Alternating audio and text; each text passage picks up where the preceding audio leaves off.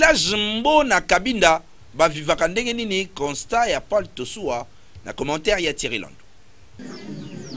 Bano bakola na mboka bayebi elengi ya koyetula na moto surtout na tango ya ilanga. Yangwana awa na village Mbo na district ya Kabinda na Kasai Oriental ezali na impact moko ya kosakana te.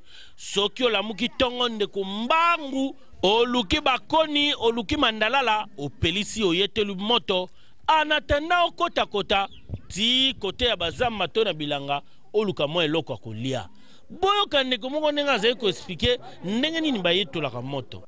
Wana tofandaki na bana na basi mwasi azalaki na ndako na tongo wana kosala ba fufu biso tozalaka na moto wana mpona na baridi wana esili toli tobandi kotambola bilanga ya solo moto oyo ekopesa ona nusolo ya nzoto ava okota zamba kasi pe ekobebisa o makolo po esalaka babiata na bagéographie quand même eza kosunga bango po malili eleki kotoyo na mboka Mbo na district ya Kabinda na province ya Kasai Oriental.